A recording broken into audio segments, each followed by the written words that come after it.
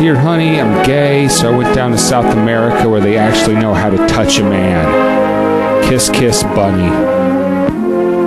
Hey y'all, it's Insomnia Theater Express, and this is Journey to Banana Land.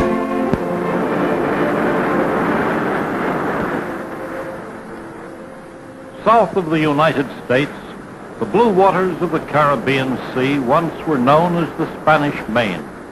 This was because Spanish pirates sailed along these shores. Today, fast white steamships travel across the Caribbean with cargoes more valuable than pirates' gold. And officers in trim white uniforms pick up their golden cargoes from a place we call Banana Land. These guys really were the pioneers of the gay cruise industry. As you see on the map, extends from Mexico on the north, includes Guatemala and Honduras, Costa Rica and Panama, and our invasion of Colombia is complete. And the islands of Cuba, Jamaica, and the Dominican Republic. Some of the capital cities of Banana Land are as large as Jacksonville, Florida, or Fort Worth, Texas. Chiquita del Monte. Seen from the air. The streets and public squares are well laid out and beautifully planned. Infrastructure. Some of the cities of Banana Land are cities of strange contrast because they have been destroyed by earthquakes and since rebuilt. Side by side you will find the old and the new. Many of the buildings are of stucco. It actually reads Apartamento Moderno. Spanish Americans. It is not unusual to see women with baskets on their heads out doing the family marketing. I can't find my groceries. Many North American firms do business here. But for this local, designer loafers would be an impractical purchase. People who live in the city dress very much like the people in our own southern states. They wear rebel flags and Bocephus belt buckles? Really? They speak Spanish, of course, as most of them are of Spanish descent. If you wanted to greet them, you would say Buenos Dias. Buenos Dias, mamacita. She's a hot tamale.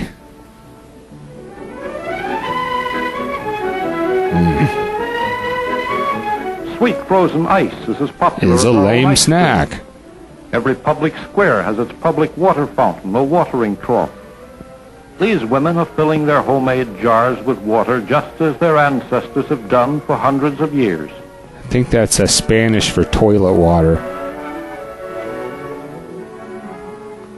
In all middle American cities, the market is a very busy place.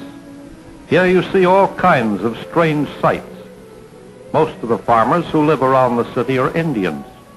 Each morning they come into the city bringing hand-woven blankets, handmade pots and leather goods, fruits and vegetables from their small farms. Do you like ripe melons? Ripe red tomatoes? Bright-colored peppers? That's it. Just spread the hepatitis A all around. So you see the foods they eat are not unlike those potatoes are what we eat. But now we've left the city for a trip into the highlands. There in the distance is one of the many volcanoes to be found in this part of the world. You'll be the first to die in the event of an eruption when staying at Apartamento Moderno. In the highlands, we find mostly all the people are Indians. Their transportation is primitive, old-fashioned. They believe in doing things as their fathers did them. And their fathers were here long before the Spaniards came 400 years ago. They earned it. Some of the Indians cannot even speak the language of a neighboring tribe. But when they get to market, they will have no trouble selling their wares. Just as soon as this old man hurries by, we'll take you into the next We could have offered him a ride, but we preferred not to be inconvenienced. Water is not as plentiful as it is in most North American cities. A pool in a public square serves as a community laundry. Children here do a lot more of the family work than most of our parents ask us to do. What's to do? It's a part of their education. A lousy education. Have you ever heard of the ancient Maya? Maya Rudolph? M-A-Y-A. These people are descendants of the Maya Indians. and are said to be the oldest civilized people in the Western Hemisphere. When the Spaniards came and conquered the Maya, they found brilliant costumes, art, and a culture unknown even in Europe at that time. So now it is believed that the civilization of the ancient Maya may be among the oldest in the world. These, then, are among the very first Americans to be marginalized. Today, Indians grow maize or corn just as we have learned to do. Tell me more about this maize. Yeah. Only a few have their own cattle, and the farmer who owns an ox is a rich man. As you can see, their way of farming is very simple compared to ours. On higher ground, we find the cocoa tree. In Spanish, it is called cacao. Here is a cacao pod. The bean grows in this pod. It is from this bean that we get our cocoa and chocolate. The sharp knife he uses to open the pod is called a machete. Now you've learned another Spanish word. After the cocoa beans are spread out in the sun to dry, they are packed in bags and shipped to countries all over the world. People drink a great deal of cocoa, but Americans drink more coffee. Here are coffee beans being stripped from a bush. Did you know that they look like little red berries? Well, that's the way coffee grows. You might almost think they were cherries. Apparently child labor laws are non-existent in banana land. Although we call them coffee beans, they really are seeds that grow inside their red fruit. These children are property of the Starbucks Corporation and their subsidiaries. Coffee is one of the biggest exports of Middle America. Large plantations may have 1 million trees and employ thousands of workers. Coffee grows best on high ground with good drainage and is found only in the tropics. Carts first bring the ripe berries or seeds to drying pits where they're unloaded to dry in the sun.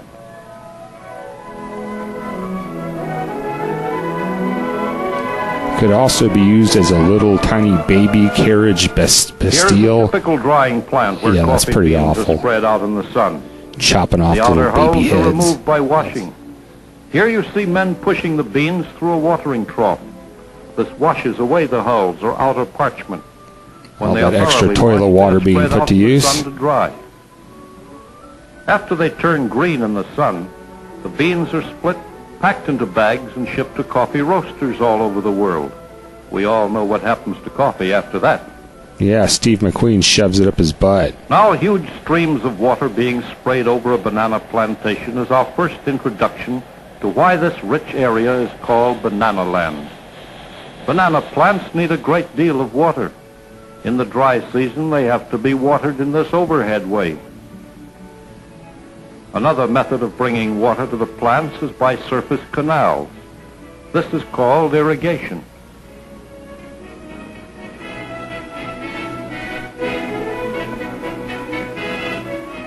Here is a large banana plantation.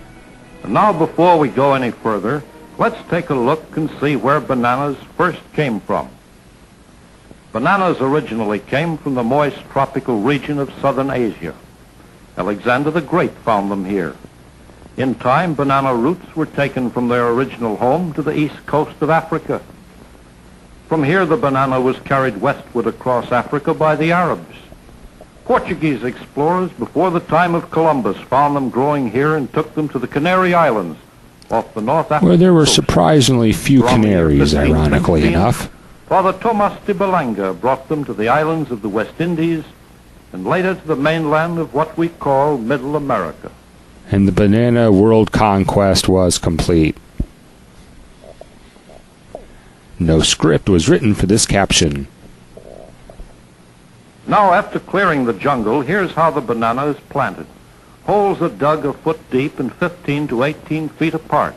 A banana root or bit looking very much like a tree stump and weighing 3 to 5 pounds is planted in each hole. Each root has 2 or more eyes like the eyes of a potato. Here's how the root would look if you could see it in the ground. Each bud or eye on these underground stems can develop into a plant or a shoot with leaves. From these sprout many cord-like roots which grow in all directions. Teenage acne is invasive They and absorb hard to water and eradicate. from the soil. The first leaf appears above the ground 3 or 4 weeks after planting. Only the stronger shoots are allowed to grow. The others are cut away. In about 6 months, the plants are more than 10 feet high. And at 9 months, they are ready to blossom. About 10 months after planting, the flower has appeared at the top of the tall stalk, and as it grows, it turns downward. Small bananas soon appear. As the bananas grow, they turn upwards toward the light. And your wiener harvest is At ready. the end of about 14 months, the bunch is fully developed and ready to harvest. The stem which bears the bunch of fruit grows up through the center of the stalk and comes out on top. So you see, the young banana plant looks like a tree, but it is not a tree because there is no wood. The trunk or stalk consists only of overlapping leaf sheaths. And as you saw on the chart, each plant bears only a single bunch of bananas. Bananas are harvested the year round. The men usually work in teams of 3. One is called a cutter. And here is a team starting out to work.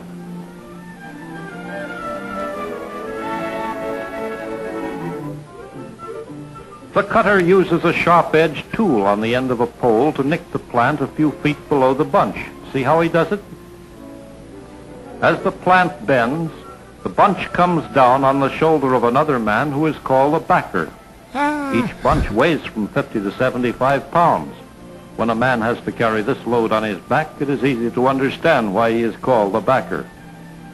The fruit must be cut at just the right stage of growth, when the bananas are not too fat and not too thin. Each plant is cut down when its bunch has been harvested.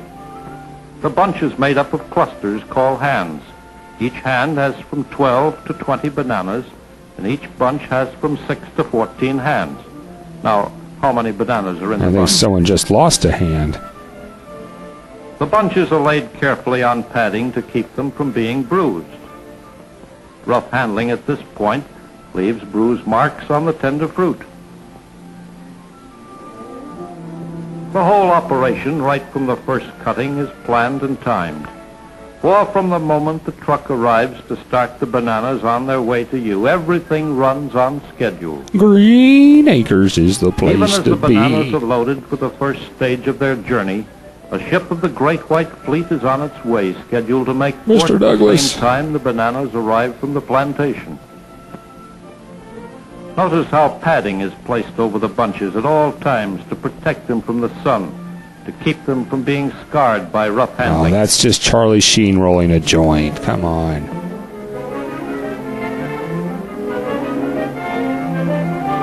Not even a big one. Here is a tractor trailer on its way to a place on the plantation where each bunch of bananas will be washed and inspected before being loaded into freight cars for the trip down to the coast in the waiting steamship.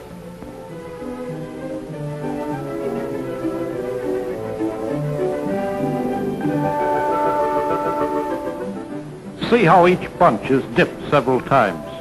Great care is taken to see that the bunches are clean before they leave the plantation. I dip my balls in that.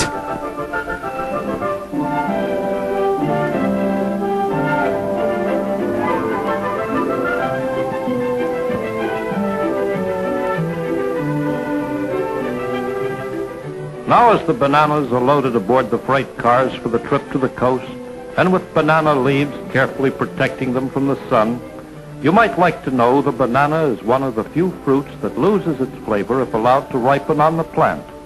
The banana must be cut green and ripened artificially. While we think of it as a hearty, everyday food, this is only because so much care is taken to see that it arrives at our tables in good condition.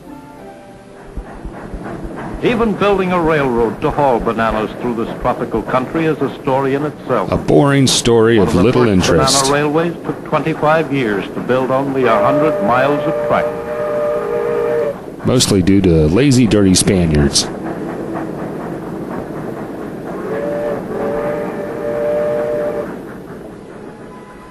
The ship, one of the great white fleet, meets the train. Then begins the race against time to get the bananas into the air-conditioned hold of the ship. It is interesting to know that if it were not for fast transportation, bananas in North America and the rest of the world would be a rare delicacy, a fruit no one could afford to have or to buy. As workers carry the bunches to the conveyor belt, a man hacks off the end of each bunch with the same kind of knife we saw used on the plantation. Remember? It's called a machete.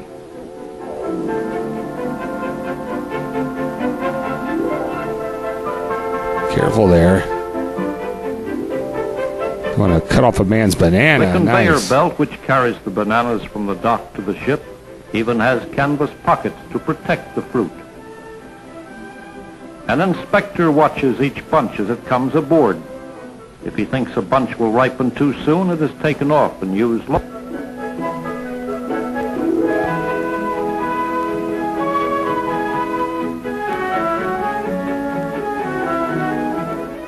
Now the ship is about ready to leave.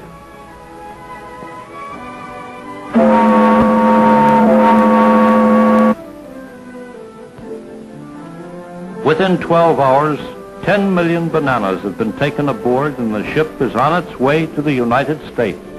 That's a lot of fucking bananas.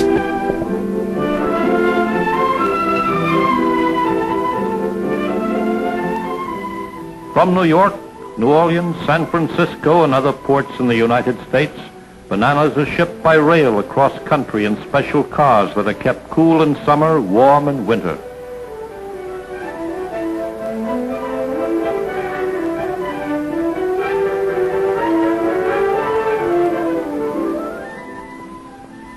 Arriving at their destination, the green bananas are bought by the wholesaler who hangs them on racks in a warm ripening room. Throwing some Bunches are killer kept hanging weed there, anywhere bro. from 3 or 4 days to a week. Now a bright golden yellow, the bananas are ready for market. The even temperature of the ripening room, between 60 and 68 degrees, plus proper humidity and ventilation, has brought out the full natural flavor of the fruit. He's cutting off what we call hands of bananas from the main stem. The color of the skin is a guide to ripeness. Some banana packers sort and grade the fruit for quality and ripeness. In some places you can buy bananas all dressed up in special banded packages. And like nowhere this. to go. The golden fruit is now ready for its final trip to your neighborhood market. And shipped out way Carefully overripe. boxed to keep them from bruising, bananas are bought by the pound and sold by the pound.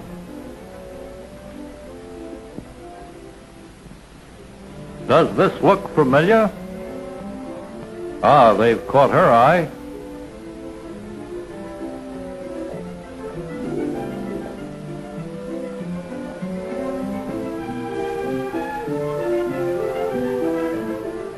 Bananas are a favorite breakfast fruit in every home.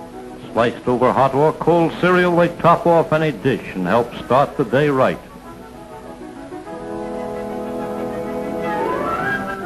In fact, there are several methods for ingesting your banana. School cafeterias that cooperate with state and federal agencies in providing balanced lunches for children report bananas are among the most popular and best-liked fruits that are served. Yeah, put it on a plate. That'll really classy up that banana. Bananas can be served in many different and many attractive ways. Blended with fruits, nuts, and gelatins, they provide high food value and nourishment.